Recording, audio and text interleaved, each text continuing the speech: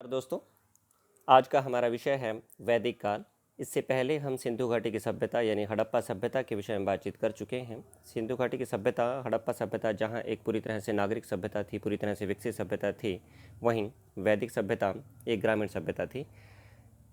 हड़प्पा सभ्यता के अस्तित्व समाप्त हो जाने के पश्चात जो सभ्यता बड़े पैमाने पर हमारे सामने उभर कर आई वह थी वैदिक सभ्यता। वैदिक सभ्यता का जो साक्ष्य हैं वो अधिकतर साहित्य के आधार पर हैं, वैदिक साहित्य के आधार पर हैं, जबकि हड़प्पा सभ्यता के जो साक्ष्य हैं वो पुरातात्विक साक्ष्यों के आधार पर हैं।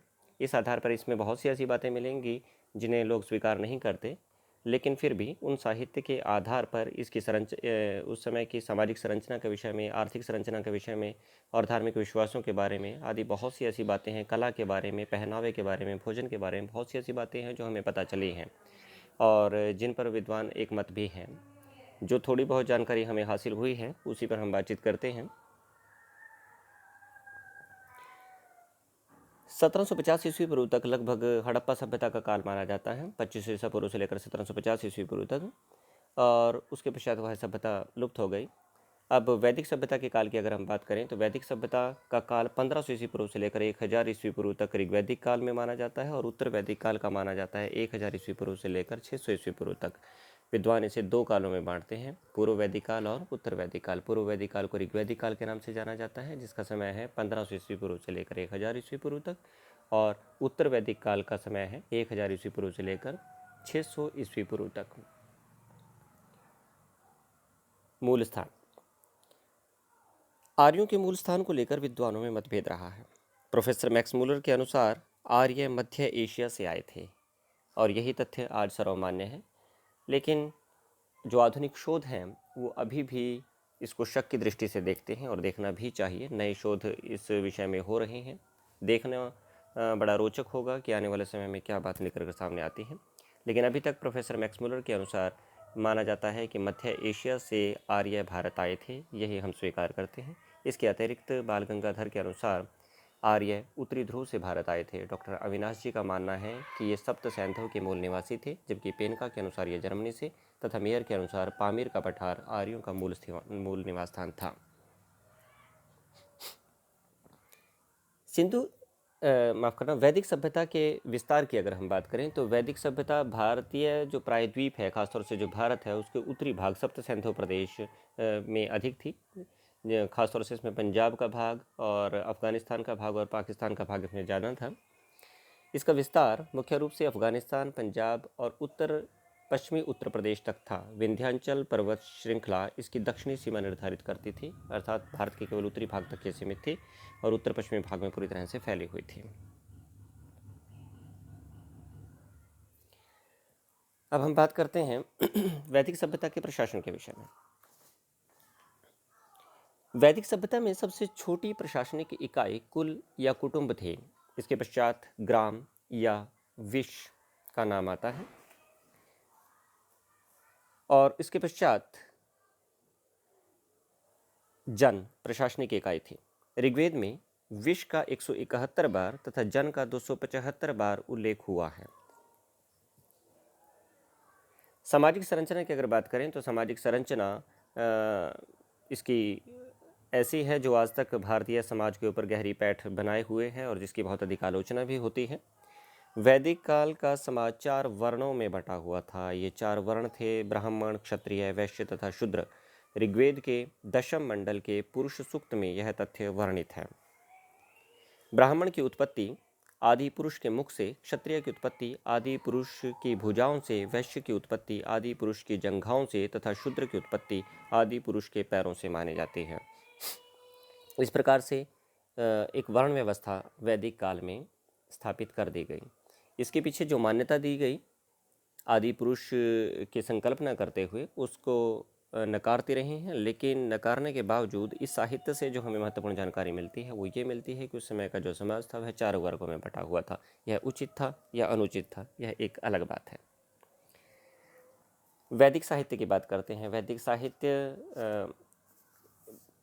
एक वैदिक काल की सबसे बड़ी उपलब्धि कही जा सकती है, जो भारतीय साहित्य को काफ़ी लंबे समय तक प्रभावित करती रही और विश्व को एक बहुत बड़ी देन भी कही जा सकती है। प्रोफेसर मैक्स मुलर, जो मध्य एशिया से आर्यों का आगमन भारत में मानते हैं, वो ये भी मानते हैं कि आर्यों की जो सबसे बड़ी देन है वो संस्कृत भाषा और इनके संस्कृत भाषा में रचित साहित्य ही है। ब्राह्मण साहित्य में सबसे प्राचीन वेद हैं। वेदों की संख्या 4 है।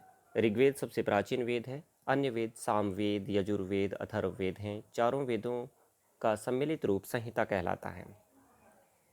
सबसे पहले हम बात करेंगे ऋग्वेद की। ऋग्वेद में 10 मंडल हैं, 1028 सूक्त तथा 10,580 मंत्र हैं। वेद मंत्रों को ऋचा कहते हैं। 10वें मंडल के पुरुष सूक्त में सर्वप्रथम शूद्र का उल्लेख मिलता है।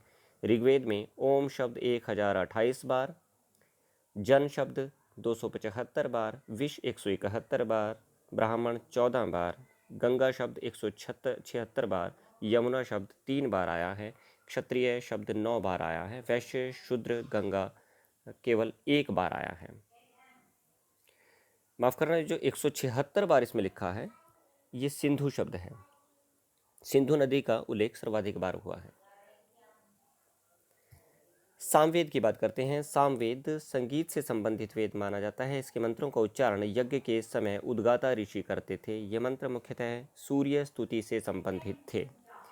सामवेद के ब्राह्मण ग्रंथ हैं पंचविश, षड्विंश और जैमिनीय। इसमें 1549 मंत्र हैं।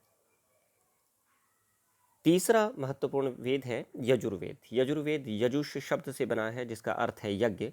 यजुर्वेद में 2000 मंत्र हैं। ये मंत्र यज्ञ के समय उच्चरित किए जाते थे। इनका उच्चारण उध्वर्यु नामक पुरोहित करता था। यह वेद गद्य और पद्य दोनों में लिखित है। यजुर्वेद के 2 भाग हैं, शुक्ल यजुर्वेद व कृष्ण यजुर्वेद। शुक्ल यजुर्वेद में केवल श्लोक हैं, अर्थात ये केवल पद्य में है, जबकि कृष्ण यजुर्वेद में श्लोक तथा उनकी व्याख्या दोनों मिलते हैं, अर्थात इसमें गद्य और पद्य दोनों मिलते हैं। यजुर्वेद के 2 ब्राह्मण ग्रंथ माने जाते हैं, शतपथ एवं तैत्तिरीय। यजुर्वेद में हिरण्य, आयस और आयस जैसी धातुओं का उल्लेख मिलता है। हिरण्य शब्द सोने के लिए, कृष्ण आयस लोहे के लिए, आयस तांबे के लिए प्रयोग होता था। चौथा वेद माना जाता है अथर्ववेद। अथर्ववेद की रचना अथर्वा ऋषि ने की थी। इसमें 20 मंडल थे एवं 630 सूक्त हैं। इसमें भूत प्रेत, जादू टोना आदि का वर्णन मिलता है। अथर्ववेद का केवल एक ब्राह्मण ग्रंथ है, गोपथ। इसके पश्चात हम बात करेंगे अन्य कुछ महत्वपूर्ण ग्रंथों की। उपनिषदों की संख्या 108 मानी जाती है। इनमें ऐत्रेय, कौशितकी, तैत्तिरीय, मुंडक आदि महत्वपूर्ण उपनिषद हैं। पुराण 18 हैं, जिनमें प्रमुख हैं मत्स्य पुराण, विष्णु पुराण, भागवत पुराण, वायु पुराण आदि। स्मृतियाँ भी बड़ी महत्वपूर्ण मानी जाती हैं वैदिक साहित्य के अंतर्गत। मनुस्मृति सर्वाधिक महत्वपूर्ण और सर्वाधिक विवादास्पद रही है। मनु के द्वारा रचित मनुस्मृति पहला विधि ग्रंथ माना जाता है और पहले विधि वेता माने जाते हैं मनु जी। इसे प्राचीनतम विधि ग्रंथ के रूप में हमने स्वीकार किया है। अब हम बात करते हैं वैदिक काल में भोजन की, अर्थात उस समय के लोग किस प्रकार के अन्न को उगाते थे, खाने में किन किन चीज़ों का प्रयोग करते थे, ये हम बात करेंगे। आर्य मुख्यतः पशुपालक एवं कृषक थे। इनकी मुख्य फसल यव थी, जिसे हम आज जौ कहते हैं। चावल भी प्रमुख फसल थी। वैदिक साहित्य में इसके लिए व्रीहि शब्द का प्रयोग हुआ है। गोधूम का उल्लेख कम मिलता है। गेहूँ, जिसे हम आज अधिक प्रयोग करते हैं। इसके अतिरिक्त उड़द, मूंग और सरसों का उल्लेख भी मिलता है। उड़द के लिए वैदिक साहित्य में माण, मूंग के लिए मुग्ध तथा सरसों के लिए सरसव शब्द का उल्लेख हुआ है। पेय पदार्थों में सोमरस व सूरा का प्रयोग अधिक किया जाता था। ये उस समय की मदिरा कही जा सकती है। भेड़ व बकरी का मांस भक्षण किया जाता था। अश्वमेघ यज्ञ के अवसर पर अश्व मांस का भक्षण किया जाता था, अर्थात उस समय के जो लोग थे पूरी तरह से शाकाहारी नहीं थे, जबकि शाकाहारी को लेकर आज हम वैदिक साहित्य का नाम लेते हैं और शाकाहार को बढ़ावा देने की कोशिश करते हैं। लेकिन ये सत्य नहीं है कि वैदिक काल के जो लोग थे वो केवल शाकाहारी थे, वो मांस भक्षण किया करते थे। औदन दूध में पकाकर बनाया जाने वाला एक पदार्थ था। चावल को दूध में पकाकर खीर जैसा एक पकवान बनाया जाता था, जिसे क्षीरोदन कहा जाता था। उस समय के पहनावे की अगर हम बात करें तो शरीर के ऊपरी भाग में जो वस्त्र पहने जाते थे उसे वास कहा जाता था, और शरीर के निचले भाग में जो वस्त्र पहने जाते थे उन्हें नीवी कहा जाता था। उष्णीय एक पगड़ी जैसी एक उस समय का पहनावा था, जिसे पुरुष और स्त्री दोनों सिर पर धारण करते थे। पेशश कढ़ाई किए गए वस्त्र थे। गले में निष्क, कान में कर्ण शोभन तथा शीश पर कुंभ नामक आभूषण पहना जाता था, जिसे क्रमशः हम हार और कान की बाली या माथे पर लिए जाने वाले मुकुट जैसी एक संरचना का नाम दे सकते हैं। उस समय के धार्मिक विश्वासों की अगर हम बात करें, जो सर्वाधिक महत्वपूर्ण है और जो उनकी बहुत बड़ी देन कही जा सकती है, आज का जो हिंदू समाज है काफ़ी कुछ उसी से प्रेरित है। ऋग्वैदिक काल में लोगों ने प्राकृतिक शक्तियों का मानवीकरण कर लिया था। यास्क के अनुसार 33 प्रकार के देवता थे। सवित्री, सूर्य, आदित्य, मित्र, पूषण, विष्णु तथा अश्विन आकाश के देवता थे। इंद्र, रुद्र, मरुत, वायु, पर्जन्य अंतरिक्ष के देवता थे। अग्नि, सोम, पृथ्वी, बृहस्पति व सरस्वती पृथ्वी के देवता माने जाते थे। इनमें सर्वाधिक महत्वपूर्ण इंद्र, अग्नि और वरुण थे।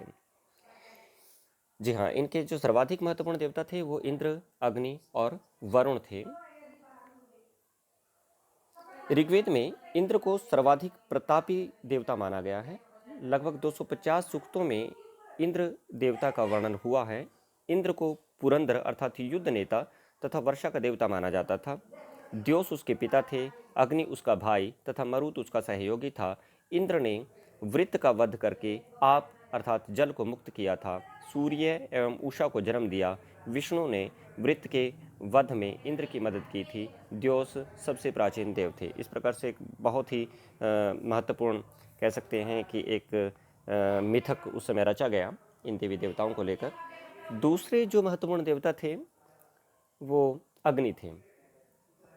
इनका 200 सूक्तों में वर्णन हुआ है। यह देवताओं और मनुष्य के बीच मध्यस्थ की भूमिका निभाते थे। इन्हें अतिथि व देवताओं का मुख भी कहा जाता था। बड़ा ही महत्वपूर्ण प्रश्न है कि अग्नि 200 सूक्तों में इनका वर्णन मिला है ऋग्वेद में, और इन्हें अतिथि व देवताओं का मुख भी कहा जाता है। तीसरे महत्वपूर्ण देवता वरुण है। ऋग्वेद में 30 सूक्तों में इनका वर्णन मिलता है। इन्हें वायु का देवता माना जाता था, समुद्र का देवता, विश्व के नियामक, ऋतु परिवर्तन व दिन रात का कर्ता धर्ता, पृथ्वी, आकाश व सूर्य का निर्माता वरुण देवता को ही माना जाता था। अब बात करते हैं वैदिक संस्थाओं की। ये भी उस समय की किस्म से प्रशासनिक संरचना के अंतर्गत ही आती है, प्रशासनिक ढांचे के अंतर्गत आती है। ऋग्वैदिक काल में सभा, समिति, गण व विदत नामक 4 संस्थाएं थी।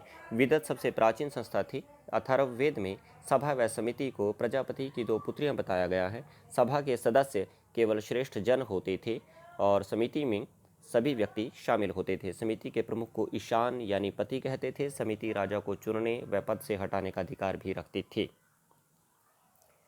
कुछ अन्य महत्वपूर्ण बातों की अगर हम बात करें तो उस समय आज हमारे देश का नाम भारत है। इससे संबंधित एक तथ्य महत्वपूर्ण है कि भरत कुल के नाम से भारत देश का नाम भारत पड़ा। भरत कुल के पुरोहित वशिष्ठ थे। ये भरत वैदिक साहित्य में वर्णित हैं।